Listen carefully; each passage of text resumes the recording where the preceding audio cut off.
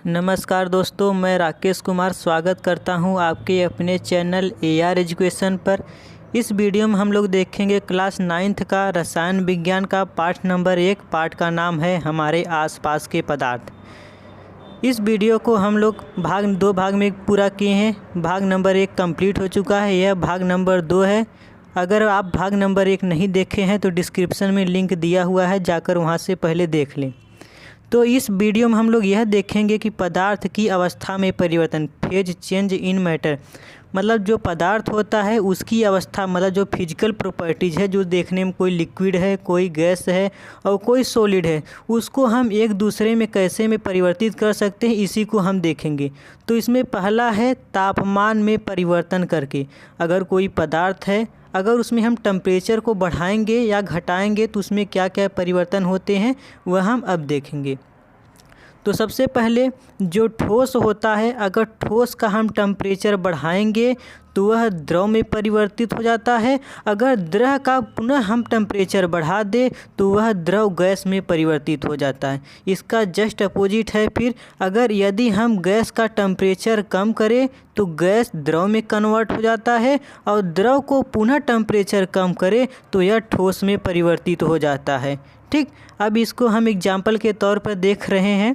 जैसे आपका पास बर्फ़ आपने देखा होगा, अगर बर्फ़ को आप टेम्परेचर बढ़ाओ तो वह द्रव में कन्वर्ट हो जाता है। अगर आप द्रव को फिर से टेम्परेचर बढ़ा दो तो वह गैस में, वेपर में बनने लगता है, भाप बनने लगता है। ठीक, अगर इसी भाप को हम पुनः ठंडा कर दे तो यह भाप द्रव में कन्वर्ट हो जाता है, पानी में कन्वर्ट हो जाता है, और इस पानी को हम अगर पुनः ठंडा कर दे तो यह ठोस में कन्वर्ट हो जाता है। जैसा कि आप लोग घर पर ये सब एग्जाम्पल करके देखे होंगे, यह सभी अवेलेबल होता है घर पर। ठीक, अब इसके बाद हम लोग देखेंगे कि जो पदार्थ की अवस्था में परिवर्तन है वह दाब में क्या प्रभाव पड़ता है। अगर किसी पदार्थ में हम दाब लगाए तो उस पर क्या प्रभाव पड़ेगा। अब हम देखेंगे जो गैस होता है, अगर गैस का अगर दाब लगाओगे तो जो गैस होता है वह द्रव में परिवर्तित हो जाता है। अगर द्रव को पुनः प्रेशर लगाया जाए, बोले तो दाब लगाया जाए, तो वह ठोस में बदल जाता है। ठीक जस्ट इसका अपोजिट, अगर आप ठोस से प्रेशर को कम करोगे, द्रव दाब को कम करोगे तो वह द्रव में परिवर्तित हो जाता है। अगर द्रव से पुनः प्रेशर को कम करोगे तो वह गैस में परिवर्तित हो जाता है। जैसा कि आपके सामने एक लाइटर छापा गया जो कि मार्केट में अवेलेबल होता है, आप लोग इसे शायद देखे होंगे।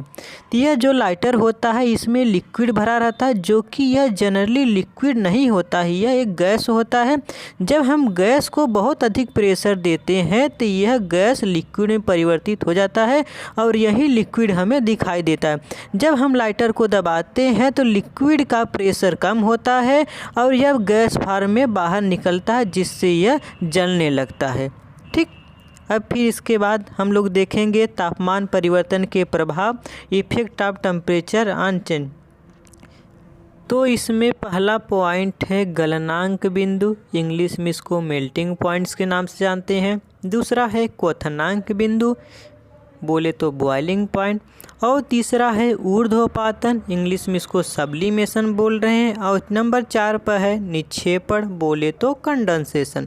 तो आइए हम पहले पॉइंट को देखते हैं। पहला पॉइंट है गलनांक बिंदु, बोले तो मेल्टिंग पॉइंट।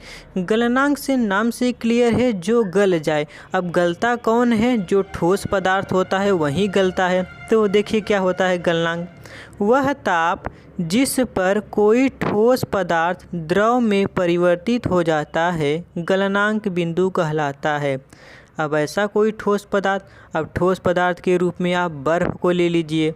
जब आप बर्फ़ का टेम्परेचर बढ़ाते हो तो वह धीरे धीरे द्रव में कन्वर्ट हो जाता है।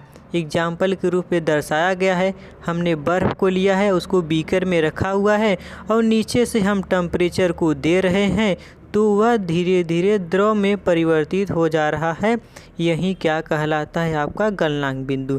आई होप समझ आ गया होगा आपको कि गलनांक बिंदु क्या होता है, कि ठोस अवस्था से द्रव अवस्था में परिवर्तन होने की प्रक्रिया को गलनांक बिंदु कहते हैं। अब हम देखेंगे संगलन की प्रसुप्त ऊष्मा। संगलन की प्रसुप्त ऊष्मा क्या है, इसका हम डिटेल में बताने जा रहे हैं। देखिए, वायुमंडलीय दाब पर 1 kg ठोस को उसके गलनांक पर द्रव में बदलने के लिए जितनी ऊष्मा की आवश्यकता होती है उसे संगलन की प्रसुप्त ऊष्मा कहते। अब इसको अब मैं समझा रहा हूँ। जो बर्फ़ होता है उसका तापमान -4 डिग्री या -3 डिग्री होता है। जैसे जैसे हम ताप देते हैं तो उसका तापमान -4 से -3, -3 से -2, फिर -2 से -1, फिर उसके बाद 0, फिर +1, +2 हो जाता है। जो बर्फ़ होता है वह 0 डिग्री सेंटीग्रेड पर पिघलना प्रारंभ हो जाता है, क्योंकि बर्फ़ का गलनांक बिंदु 0 डिग्री सेंटीग्रेड है। गलनांक बिंदु पर कोई वस्तु गलना प्रारंभ हो जाती है तो आप देखेंगे तापमान नहीं बढ़ता है। कुछ देर तक हम तापमान बढ़ाएंगे तो वह बढ़ेगा नहीं, जब तक कि सारा बर्फ़ गल नहीं जाता।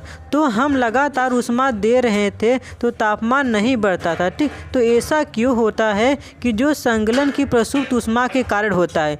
जो ऊष्मा हम किसी पदार्थ को, बर्फ़ को देंगे गलने के लिए, वह बर्फ़ के कण के द्वारा यूज कर लिया जाता है, क्योंकि जो बर्फ़ के कण होते हैं एक दूसरे के पास होते हैं। तो यह जो ऊष्मा हम लोग देते हैं तो ऊष्मा देने के कारण जो पदार्थ के कण होते हैं एक दूसरे से थोड़े दूर हो जाते हैं, और थोड़े दूर होने के कारण वह लिक्विड में बदल जाते हैं, द्रव में बदलते हैं। क्योंकि जो द्रव के कण होते हैं, द्रव के कण ठोस की अपेक्षा थोड़े दूर होते हैं। तो यह किसके कारण हो रहा था, यह संगलन की प्रसुप्त ऊष्मा के कारण ही हो रहा था।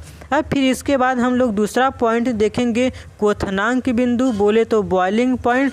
अब इसको देखिए, वह ताप जिस पर कोई पदार्थ द्रव अवस्था से गैस अवस्था में परिवर्तित हो जाता है उसे क्वथनांक कहते हैं। ठीक, इसका यह अर्थ हुआ कि वह ताप, वह टेम्परेचर जिस टेम्परेचर पर कोई आपका द्रव है वह आपका गैस अवस्था में बदल जाए। बोले तो जैसे आप पानी गर्म करते हो घर पर, आप पानी को गर्म करोगे तो पानी क्या होता है, 100 डिग्री सेंटीग्रेड पर उबलना प्रारंभ हो जाता है। जब वह 100 डिग्री सेंटीग्रेड पर उबलना प्रारंभ हो जाएगा तो आप लोग देखेंगे जो पानी होता है, पानी से धीरे धीरे वाष्प निकलना प्रारंभ हो जाता है। तो यह वाष्प होता क्या है, यह वाष्प गैस होता है। ठीक, बोले तो हम लोग जब टेम्परेचर दिए, जब टेम्परेचर बढ़ाए तो जो द्रव था वह गैस अवस्था में परिवर्तित होने लगा। गैस अवस्था में परिवर्तित होने का मतलब यह है कि वह गैस अवस्था में भाप बनने लगा। इसी को बोलते हैं क्वथनांक बिंदु।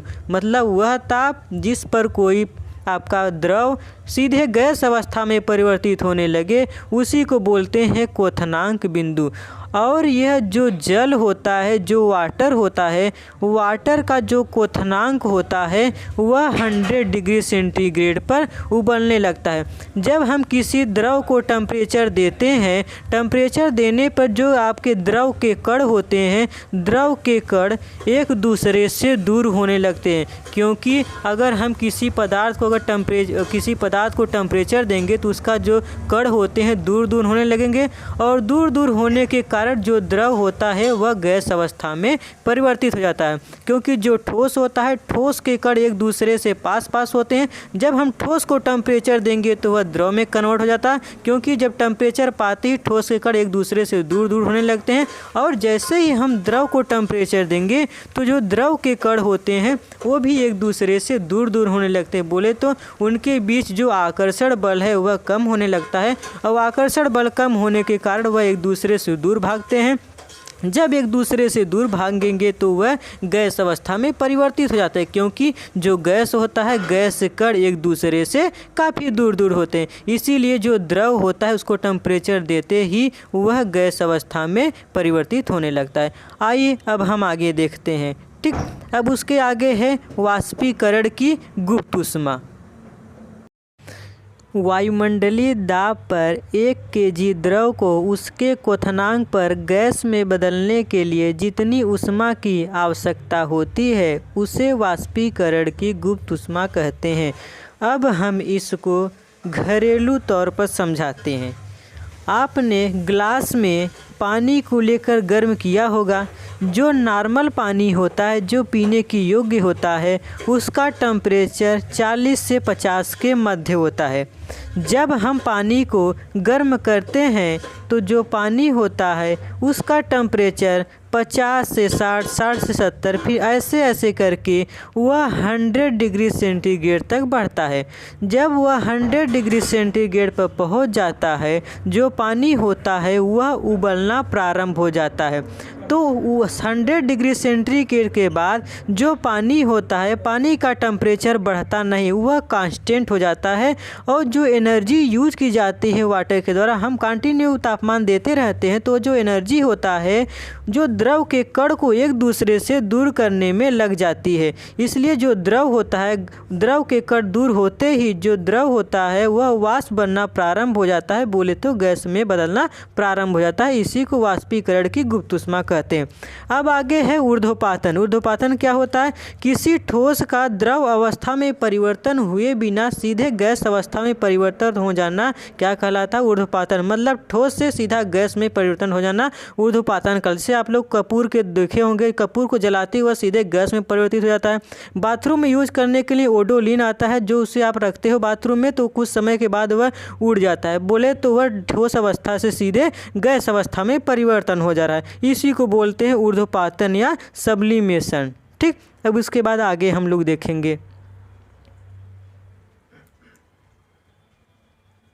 अब होता है निक्षेपण। क्या होता है? तो मैंने इसके पहले बताया सब्लिमेशन, बोले तो ऊर्ध्वपातन में क्या हो रहा था कि ठोस से सीधे गैस अवस्था में परिवर्तन की प्रक्रिया को सब्लिमेशन या ऊर्ध्वपातन कहते हैं। लेकिन जो निक्षेपण होता है, निक्षेपण जस्ट इसका अपोजिट होता है, बोले तो गैस से सीधे ठोस बनने की प्रक्रिया को निक्षेपण कहते हैं। उदाहरण के तौर पे अमोनियम क्लोराइड हो गया, कपूर हो गया और नेप्थलीन की गोलियां, ये जो जोड़े होते हैं निक्षेपण और ऊर्ध्वपातन दोनों के गुण को प्रदर्शित करते हैं।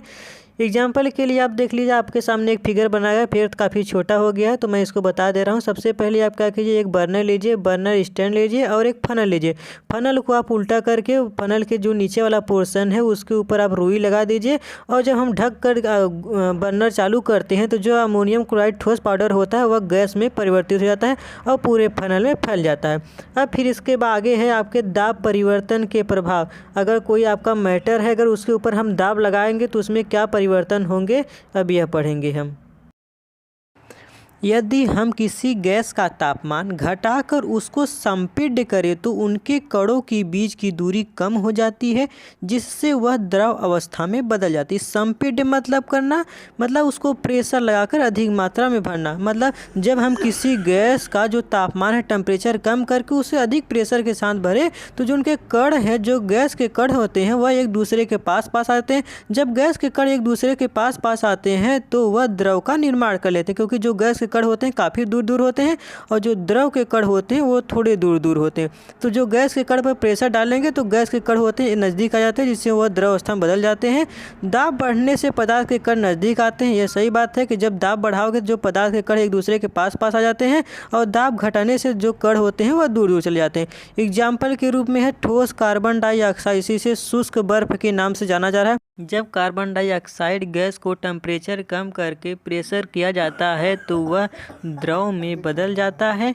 फिर अगर इस द्रव को अगर हम कंटिन्यू प्रेशर करें तो यह जो कार्बन डाइऑक्साइड होता है यह ठोस में बदल जाता है। तो यह शुष्क बर्फ बोले तो CO2 का फॉर्मेशन कर लेता है। इसी को बोलते हैं ठोस कार्बन डाइऑक्साइड।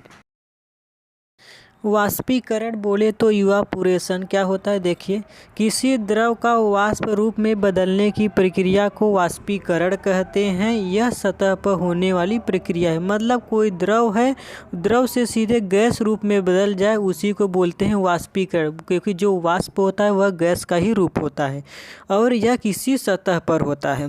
अब वाष्पीकरण को प्रभावित करने वाले कारक, पहला है आपका वायु की गति। वायु की गति मतलब जब वायु की गति, जब हवा तेज रहता है तो जो वाष्पीकरण है मतलब जो द्रव है वाष्प जल्दी बनता है। बोले तो वायु की गति बढ़ने से वाष्पीकरण अधिक होता है। जब आप कोई सपोज कपड़ा साफ किए हो, कपड़ा साफ गीला रहता है तो उसको आप धूप में डाल देते हो तो हवा तेज रहता है तो वह जल्दी सूख जाता है। दूसरा है आर्द्रता। आर्द्रता मतलब वायुमंडल में उपस्थित नमी को ही आर्द्रता कहते हैं। जब वायुमंडल में नमी ज़्यादा रहेगा तो वाष्पीकरण कम होगा। ठंडियों में देख लो वायुमंडल में नमी ज़्यादा रहता है, हम कोई कपड़ा अगर गीला डाल दे तो वह बहुत धीमा सूखता है, इसलिए जो होता है वाष्पीकरण बहुत धीमा होता है ठंडियों में। आर्द्रता बढ़ेगा तो वाष्पीकरण घटेगा। तीसरा है तापमान। तापमान बढ़ने से वाष्पीकरण बढ़ता है। अगर आपके वायुमंडल में गर्मी बढ़ रही है तो वाष्पीकरण बढ़ेगा।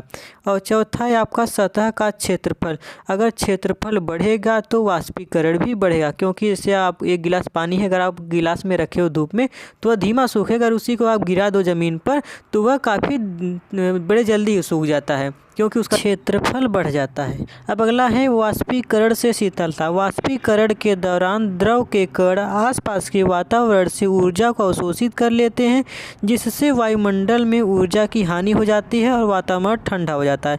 मतलब जब आप कोई पानी गर्म कर रहे हो या फिर कोई भी गैस के कण होते हैं जो वायुमंडल में जाते हैं तो वह वायुमंडल की जो ऊर्जा होती है उसको अवशोषित कर लेते हैं। जब ऊर्जा को अवशोषित कर लें तो जाहिर सी बात है कि वायुमंडल में ऊर्जा की कमी हो जाएगी, बोले तो ऊष्मा की कमी हो जाएगी। जब ऊष्मा की कमी हो जाएगी तो जो वातावरण होता है वह ठंडा हो जाता है। उम्मीद करता हूँ कि आपको वीडियो अच्छे से समझ में आ गया होगा, तो कृपया प्लीज़ चैनल को लाइक और सब्सक्राइब करें। धन्यवाद।